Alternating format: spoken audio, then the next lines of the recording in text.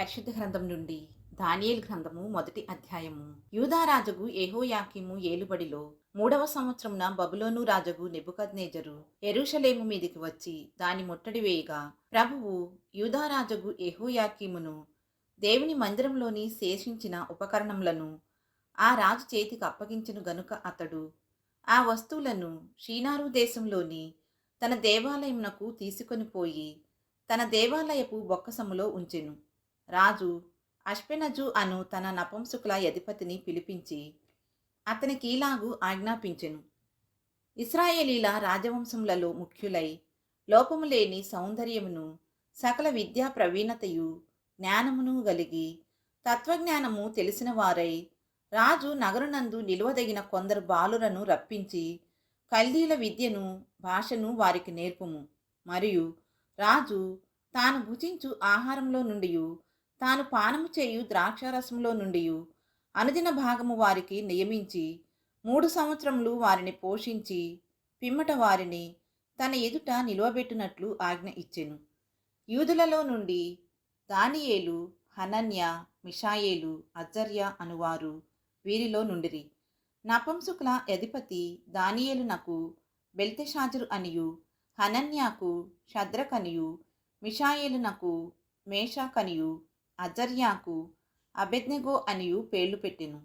రాజు భుజించు భోజనమును పానము చేయు ద్రాక్షారసమును పుచ్చుకొని తన్ను అపవిత్రపరచుకొనకూడదని దానియేలు ఉద్దేశించి తాను అపవిత్రుడు కాకుండానట్లు వాటిని పుచ్చుకొనకుండా సెలవిమ్మని నపుంసకుల అధిపతిని వేడుకొనగా, దేవుడు నపుంసకుల అధిపతి దృష్టికి దానియేలునకు కృపా కటాక్షమునొందనుగ్రహించెను గనుక నపుంసకుల అధిపతి దానియేలుతో ఇట్లనెను: మీకు అన్నపానములను నియమించిన రాజగు నా యజమానునికి నేను భయపడుచున్నాను. మీ 7 బాలుర ముఖముల కంటే మీ ముఖములు కృశించినట్లు ఆయనకు కనబడనేలా. అట్లయితే మీరు రాజుచేత నాకు ప్రాణాపాయము కలుగజేతురు. నపుంసకుల అధిపతి దానియేలు, హనన్య, మిషాయేలు, అజర్య అను వారి మీద నియమించిన నియామకునితో దానియేలు ఇట్లనెను: భోజనమునకు శాఖ ధాన్యాదులను, పానమునకు నీళ్లును నీ దాసులమగు మాకిప్పించి దయచేసి 10 దినముల వరకు మమ్మను పరీక్షింపుము.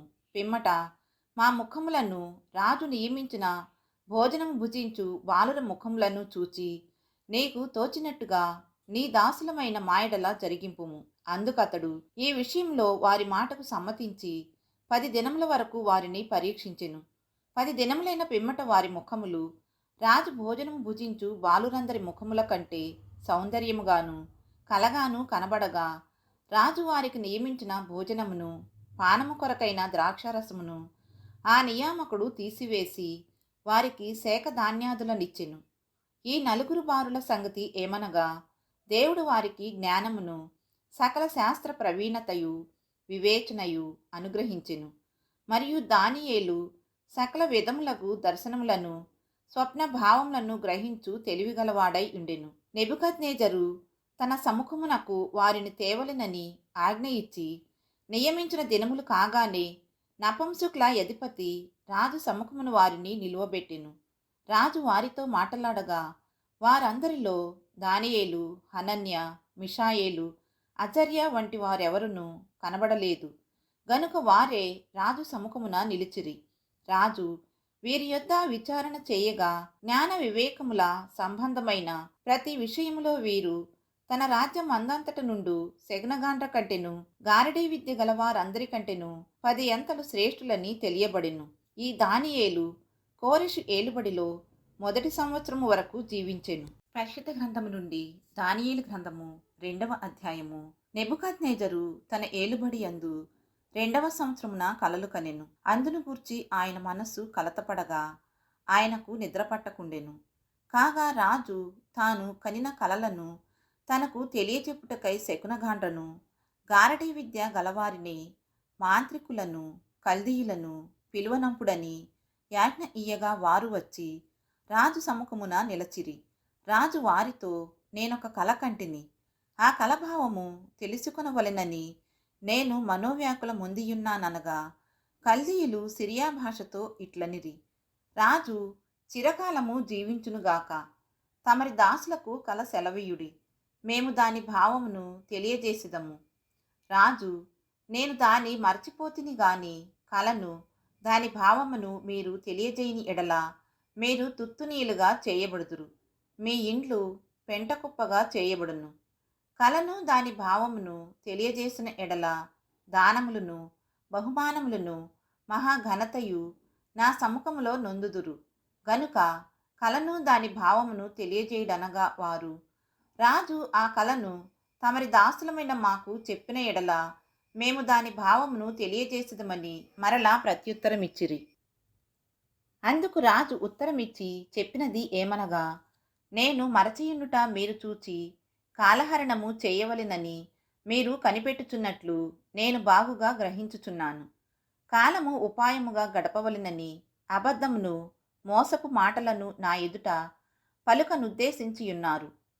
మీరు కలను చెప్పలేకపోయిన ఎడల నేను చెప్పిన మాట ఖండితము గనుక కలను నాకు చెప్పుడి, అప్పుడు దాని భావమును తెలియజేయుటకు మీకు సామర్థ్యము కలదని నేను తెలిసికొందును. అందుకు కల్దీయులు ఈలాగు ప్రత్యుత్తరమిచ్చిరి, భూమి మీద ఏ మనుష్యుడును రాజు అడిగిన సంగతి చెప్పజాలడు. ఏ చక్రవర్తియు అధికారియు శకునగాని యొద్దను గారడీ విద్య గలవాని యొద్దను కల్దీయుని యొద్దను ఇట్టి సంగతి విచారింపలేదు. రాజు విచారించిన సంగతి బహు అసాధారణమైనది. దేవతలు కాక మరెవరును ఈ సంగతి తెలియజెప్పజాలరు. దేవతల నివాసములు శరీరుల మధ్య ఉండవు గదా. అందుకు రాజు కోపము తెచ్చుకొని అత్యాగ్రహము గలవాడై బబులోనులోని జ్ఞానులనందరినీ సంహరింపవలెనని యాజ్ఞ ఇచ్చెను. ఇట్టి శాసనము బయలుదేరుట వలన జ్ఞానులు చంపబడవలసి ఉండగా వారు దానియేలును అతని స్నేహితులను చంపజూచిరి. అప్పుడు దానియేలు బబులోనులోని జ్ఞానులను చంపుటకై బయలుదేరిన రాజదేహ సంరక్షుల అధిపతియగు అర్యోకు దగ్గరకు పోయి జ్ఞానయుక్తముగా మనవి చేసెను. రాజునొద్ద నుండి ఈ యాజ్ఞ ఇంత త్వరితముగా వచ్చుట ఏమని దానియేలు రాజు యొక్క అధిపతి అయిన అర్యోకు నడుగగా, అర్యోకు ఈ సంగతి దానియేలునకు తెలియజెప్పెను. అప్పుడు దానియేలు రాజు సన్నిధికి పోయి స్వప్న భావమును తెలియజెప్పుటకై తనకు సమయము దయచేయమని రాజును బతిమాలెను. అప్పుడు దానియేలు తన ఇంటికి పోయి తన స్నేహితులైన హనన్యాకును మిషాయేలునకును అజర్యాకును సంగతి తెలియచేసి తానును తన స్నేహితులను బబులోనులో తక్కిన జ్ఞానులతో కూడా నశింపకుండునట్లు ఆ కల యొక్క మర్మ విషయంలో పరలోకమందున్న దేవుని వలన కటాక్షము పొందు నిమిత్తమై ఆయనను వేడుకునుడని వారిని హెచ్చరించెను. అంతటా రాత్రి అందు దర్శనము చేత ఆ మర్మము దానియేలునకు బయలుపరచబడిన గనుక దానియేలు పరలోకమందున్న దేవుని స్తుతించెను. ఎట్లనగా, దేవుడు జ్ఞానబలములు కలవాడు, యుగములన్నిటను దేవుని నామము స్తుతినందునుగాక. ఆయన కాలములను సమయములను మార్చువాడై ఉండి రాజులను త్రోసివేయుచు నియమించుచు ఉన్నవాడును, వివేకులకు వివేకమును జ్ఞానులకు జ్ఞానమును అనుగ్రహించువాడునై ఉన్నాడు. ఆయన మరుగు మాటలను మర్మములను బయలుపరచును. అంధకారంలోని సంగతులు ఆయనకు తెలియను. వెలుగు యొక్క నివాస స్థలము ఆయన యొద్దనున్నది. మా పితరుల దేవా, నీవు వివేకమును బలమును నాకు అనుగ్రహించి ఉన్నావు. మేమడిగిన ఈ సంగతి ఇప్పుడు నాకు తెలియజేసి ఉన్నావు గనుక నేను నిన్ను స్తుతించుచు ఘనపరచుచున్నాను. ఏలయనగా రాజు యొక్క సంగతి నీవే మాకు తెలియజేసితివని దానియేలు మరలా చెప్పెను. ఇట్లుండగా దానియేలు బబులోనులోని జ్ఞానులను నశింపచేయుటకు రాజు నియమించిన అర్యోకు నద్దకు వెళ్ళి, బబులోనులోని జ్ఞానులను నశింపజేయవద్దు, నన్ను రాజు సముఖమునకు తోడుకొని పొమ్ము, నేను ఆ కలభావమును రాజునకు తెలియజేసిదనెను. కావున అర్యోకు రాజునకు భావము తెలియజెప్పగల ఒక మనిషిని చెరపట్టబడిన యూదులలో నేను కనుగొంటినని రాజు సముఖమున మనవి చేసి దానియేలును త్వరగా రాజు సన్నిధికి తోడుకొని పోయెను. రాజు, నేను చూచిన కలయు దాని భావమును తెలియజెప్పుట నీకు శక్యమా అని బెల్తెషాజరు అను దానియేలును అడుగగా, దానియేలు రాజు సముఖములో ఈలాగు ప్రత్యుత్తరమిచ్చెను. రాజడిగిన ఈ మర్మము జ్ఞానులైనను, గారడీ విద్య గలవారైనను, శకునగాన్రైనను, జ్యోతిష్కులైనను తెలియచెప్పజాలరు. అయితే మర్మములను బయలుపరచగల దేవుడొకడు పరలోకమందున్నాడు. అంత్యదినములయందు కలుగబోవు దానిని ఆయన రాజగు నెబుకద్నెజరునకు తెలియజేసెను. తాము పడక మీద పరుండగా తమరి మనస్సులో కలిగిన స్వప్న దర్శనములు ఏవనగా, రాజా, ప్రస్తుత కాలము గడిచిన పిమ్మట ఏమి జరుగునో అనుకొని తాము పడక మీద పరుండి మనోచింతగలవారై ఉండగా మర్మములను బయలుపరచువాడు కలుగు దానిని తమరికి తెలియజేసెను. ఇతర మనుషులందరికంటే నాకు విశేష జ్ఞానం ఉండుట వలన ఈ మర్మము నాకు బయలుపరచబడలేదు. రాజునకు దాని భావమును తెలియజేయు నిమిత్తమును, తమరి మనస్సు యొక్క ఆలోచనలు తాము తెలుసుకుని నిమిత్తమును అది బయలుపరచబడెను. రాజా, తాము చూచుచుండగా బ్రహ్మాండమగు ఒక ప్రతిమ కనబడెను గదా. ఈ గొప్ప ప్రతిమ మహాప్రకాశమును భయంకరమునైన రూపమును గలదై తమరి ఎదుట నిలిచెను. ఆ ప్రతిమ యొక్క శిరస్సు మేలిమి బంగారుమయమైనదియు, దాని రొమ్మును భుజములను వెండివియు, దాని ఉదరమును తొడలును ఇత్తడివియు, దాని మోకాళ్ళు ఇనుపవియు, దాని పాదములలో ఒక భాగము ఇనుపదియు ఒక భాగము మట్టిదియునై ఉండెను. మరియు చేతి సహాయము లేక తీయబడిన ఒక రాయి ఇనుమును మట్టియు కలిసిన ఆ ప్రతిమ యొక్క పాదముల మీద పడి దాని పాదములను తుత్తునీలుగా విరుగగొట్టినట్టు తమకు కనబడెను. అంతట ఇనుమును మట్టియు ఇత్తడియు వెండియు బంగారమును ఏకముగా దంచబడి కళ్ళములోని చెత్తవలే కాగా, వాటికి స్థలము ఎచ్చటను దొరకకుండా గాలి వాటిని కొట్టుకొని పోయెను. ప్రతిమను విరగగొట్టిన ఆరాయి సర్వభూతలమంతా మహాపర్వతమాయెను. తాము కనిన కల ఇదే. దాని భావము రాజు సముఖమున మేము తెలియజెప్పిదము. రాజా, పరలోకమందున్న దేవుడు రాజ్యమును, అధికారమును, బలమును, ఘనతయు తమరికి అనుగ్రహించి ఉన్నాడు. తమరు రాజులకు రాజై ఉన్నారు. ఆయన మనుషులు నివసించు ప్రతి స్థలమందును మనుషులనేమి, భూజంతువులనేమి, ఆకాశ పక్షులనేమి అన్నిటినీ ఆయన తమరి చేతికప్పగించి ఉన్నాడు. వారందరి మీద తమరికి ప్రభుత్వము ననుగ్రహించి ఉన్నాడు. తామే ఆ బంగారపు శిరస్సు. తాము చనిపోయిన తరువాత తమరి రాజ్యము కంటే తక్కువైన రాజ్యం ఒకటి లేచును. అటు తరువాత లోకమంతా ఏలునట్టి మూడవ రాజ్యం ఒకటి లేచును. అది ఇత్తడి వంటి దగును. పిమ్మట నాలుగవ రాజ్యం ఒకటి లేచును. అది ఇనుము వలె బలముగా ఉండును. ఇనుము సమస్తమైన వాటిని దంచి విరుగగొట్టినది గదా. ఇనుము పగలగొట్టినట్లు అది రాజ్యములన్నిటినీ పగులగొట్టి పొడిచేయును. పాదములను వ్రేలును కొంతమట్టునకు కుమ్మరి మట్టిదిగాను, కొంతమట్టునకు ఇనుపదిగానున్నట్టు తమరికి కనబడెను గనుక ఆ రాజ్యములో భేదములుండును. అయితే ఇనుము బురదతో కలిసియున్నట్టు కనబడెను గనుక ఆ రాజ్యములో అలాగున నుండును. ఆ రాజ్యము ఇనుము వంటి బలము గలదై ఇండును. పాదముల వ్రేళ్ళు కొంతమట్టునకు ఇనుపవిగాను, కొంతమట్టునకు మట్టివిగాను ఉన్నట్లు ఆ రాజ్యము ఒక విషయములో బలముగాను, ఒక విషయములో నీరసముగాను ఉండును. ఇనుమును బురదయు మిళితమయ్యుండుట తమరికి కనబడెను. అటువలే మనుష్య జాతులు మిళితములై ఇనుము మట్టితో అతకనట్లు వారు ఒకరితో ఒకరు పొసకకయుందురు. ఆ రాజుల కాలములలో పరలోకమందున్న దేవుడు ఒక రాజ్యము స్థాపించును. దానికెన్నటికి నాశనము కలుగదు. ఆ రాజ్యము దాని పొందిన వారికి గాక మరెవరికి చెందదు. అది ముందు చెప్పిన రాజ్యములన్నిటినీ పగులగొట్టి నిర్మూలము చేయును గాని అది యుగముల వరకు నిలుచును. చేతి సహాయం లేక పర్వతము నుండి తీయబడిన ఆ రాయి ఇనుమును, ఇత్తడిని, మట్టిని, వెండిని, బంగారమును పగలగొట్టగా తమరు చూచితిరే. ఇందువలన మహాదేవుడు ముందు జరగబోవు సంగతి రాజునకు తెలియజేసి ఉన్నాడు. కల నిశ్చయము, దాని భావము నమ్మదగినది అని దానియేలు రాజుతో చెప్పెను. అంతట రాజగు నెబుకద్నెజరు దానియేలునకు సాష్టాంగ నమస్కారము చేసి అతని పూజించి నైవేద్య ధూపములు అతనికి సమర్పింప ఆజ్ఞాపించెను. మరియు రాజు, ఈ మర్మమును బయలుపరచుటకు నీవు సమర్థుడవైతివే. నీ దేవుడు దేవతలకు దేవుడును, రాజులకు ప్రభువును, మర్మములు బయలుపరచువాడునై ఉన్నాడని దానియేలునకు ప్రత్యుత్తరమిచ్చెను.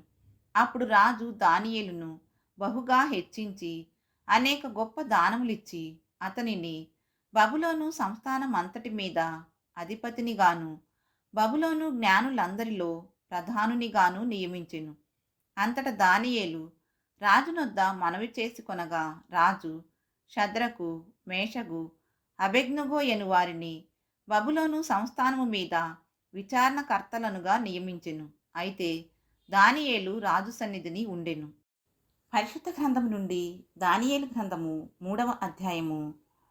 రాజగు నెబుకద్నెజరు బంగారు ప్రతిమ ఒకటి చేయించి బబులోను దేశంలోని దూరాయను మైదానంలో దాన్ని నిలువబెట్టించెను. అది 60 మూరల ఎత్తును 6 మూరల వెడల్పునై ఉండెను. రాజగు నెబుకద్నెజరు అధిపతులను, సేనాధిపతులను, సంస్థానాధిపతులను, మంత్రులను, ఖజానాదారులను, ధర్మశాస్త్ర విధాయకులను, న్యాయాధిపతులను, సంస్థానములలో ఆధిక్యము వహించిన వారినందరినీ సమకూర్చుటకును రాజగు నెబుకద్నెజరు నిలువబెట్టించిన ప్రతిమ యొక్క ప్రతిష్టకు రప్పించుటకును దూతలను పంపించగా ఆ అధిపతులను, సేనాధిపతులను, సంస్థానాధిపతులను, మంత్రులను, ఖజానాదారులను, ధర్మశాస్త్ర విధాయకులను, న్యాయాధిపతులను, సంస్థానములలో ఆధిక్యము వహించిన వారందరూ రాజగు నెబుకద్నెజరు నిలువబెట్టించిన ప్రతిమ యొక్క ప్రతిష్టకు కూడివచ్చి రాజగు నెబుకద్నెజరు నిలువబెట్టించిన ప్రతిమ ఎదుట నిలుచుండిరి. ఇట్లుండగా ఒక దూత చాటించినది ఏమనగా, జనులారా, దేశస్థులారా, ఆయా భాషలు మాటలాడువారులారా, మీకాజ్ఞ ఇచ్చుచున్నాను. ఏమనగా, బాకా, పిల్లంగ్రోవి, పెద్ద వీణె, సింఫోనియా, వీణె, విపంచిక, సకల విధములగు వాద్యధ్వనులు మీకు వినబడినప్పుడు రాజగు నెబుకద్నెజరు నిలువబెట్టించిన బంగారు ప్రతిమ ఎదుట సాగిలపడి నమస్కరించుడి. సాగిలపడి నమస్కరింపని వాడెవడో వాడు మండుచున్న అగ్నిగుండంలో తక్షణమే వేయబడును. సకల జనులకు బాకా, పిల్లంగ్రోవి, పెద్ద వీణె, వీణె, సింఫోనియా, విపంచిక, సకల విధములగు వాద్యధ్వనులు వినబడగా ఆ జనులను, దేశస్థులను, ఆయా భాషలు మాట్లాడువారును సాగిలపడి రాజగు నెబుకద్నెజరు నిలువబెట్టించిన బంగారు ప్రతిమకు నమస్కారం చేసిరి. ఆ సమయమందు కల్దీలలో కొందరు ముఖ్యులు వచ్చి యూదులపైని కొండెములు చెప్పి రాజకు నెబుకద్నెజరునొద్ద ఈలాగు మనవి చేసిరి. రాజు చిరకాలము జీవించునుగాక. రాజా, తాము ఒక కట్టడ నియమించితిరి. ఏదనగా బాకాను, పిల్లంగ్రోవిని, పెద్ద వీణెను, వీణెను, విపంచికను, సింఫోనియను, సకల విధములగు వాద్యధ్వనులను విను ప్రతివాడు సాగిలపడి ఆ బంగారు ప్రతిమకు నమస్కారము చేయవలెను. సాగిలపడి నమస్కరింపని వాడెవడో వాడు మండుచున్న అగ్నిగుండంలో వేయబడును. రాజా, తాము షద్రకు, మేషకు, అబేద్నెగో అను 3 యూదులను బబులోను దేశములోని రాజకార్యములు విచారించుటకు నియమించితిరి. ఆ మనుషులు తమరి ఆజ్ఞను లక్ష్యపెట్టలేదు, తమరి దేవతలను పూజించుటలేదు, తమరు నిలువపెట్టించిన బంగారు ప్రతిమకు నమస్కరించుటయే లేదు అనిరి. అందుకు నెబుకద్నెజరు అత్యాగ్రహమును రౌద్రమును గలవాడై షద్రకును, మేషకును, అబేద్నెగోను పట్టుకొని రండని ఆజ్ఞ ఇయ్యగా వారు ఆ మనుషులను పట్టుకొని రాజసన్నిధికి తీసుకుని వచ్చిరి. అంతట నెబుకద్నెజరు వారితో ఇట్లనెను, షద్రకు, మేషాకు, అబేద్నెగో, మీరు నా దేవతను పూజించుట లేదనియు, నేను నిలువ పెట్టించిన బంగారు ప్రతిమకు నమస్కరించుట లేదనియు నాకు వినబడినది. అది నిజమా? బాకాను, పిల్లంగ్రోవిని, పెద్ద వీణెను, సింఫోనియను, విపంచికను, సకల విధములగు వాద్య ధ్వనులను మీరు విను సమయంలో సాగిలపడి నేను చేయించిన ప్రతిమకు నమస్కరించుటకు సిద్ధముగా ఉండిన ఎడల సరే. మీరు నమస్కరింపని ఎడల తక్షణమే మండుచున్న వేడిమి గల అగ్నిగుండములో మీరు వేయబడుదురు. నా చేతిలో నుండి మిమ్మును విడిపింపగల దేవుడెక్కడనున్నాడు? షద్రకును, మేషాకును, అబేద్నెగోయు రాజుతో ఈలాగు చెప్పిరి. నెబుకద్నెజరు, ఇందును గురించి నీకు ప్రత్యుత్తరమియ్యవలెనన్న చింత మాకు లేదు. మేము సేవించుచున్న దేవుడు మండుచున్న వేడిమి గల ఈ అగ్నిగుండములో నుండి మమ్మను తప్పించి రక్షించుటకు సమర్థుడు. మరియు నీ వశమున పడకుండా ఆయన మమ్మను రక్షించును. ఒకవేళ ఆయన రక్షింపకపోయినను రాజా, నీ దేవతలను మేము పూజింపమనియు నీవు నిలువబెట్టించిన బంగారు ప్రతిమకు నమస్కరింపమనియు తెలిసికొనుము.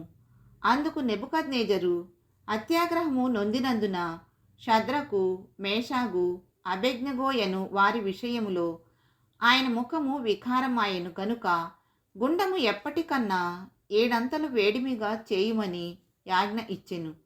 మరియు తన సైన్యంలో నుండు బలిష్ఠులలో కొందరిని పిలువనంపించి షద్రకును, మేషాకును, అబేద్నెగోను బంధించి వేడిమి కలిగి మండుచున్న ఆ గుండంలో వేయుడని ఆజ్ఞ ఇయ్యగా, వారు వారి అంగీలను, నిలువటంగీలను, పైవస్త్రములను, తక్కిన వస్త్రములను తీయకయే యున్నపాటున ముగ్గురిని వేడిమి కలిగి మండుచున్న ఆ గుండము నడుమ పడవేసిరి. రాజాజ్ఞ తీవ్రమైనందునను గుండము మిక్కిలి వేడిమి గలదైనందునను షద్రకు, మేషాకు, అబేద్నెగోలను విసిరివేసిన ఆ మనుషులు అగ్ని జ్వాలల చేత కాల్చబడి చనిపోయిరి.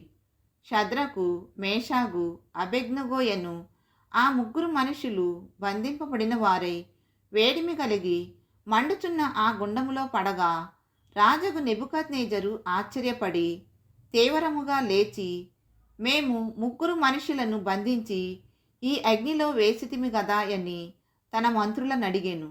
వారు, రాజా, సత్యమే అని రాజుతో ప్రత్యుత్తరమిచ్చిరి.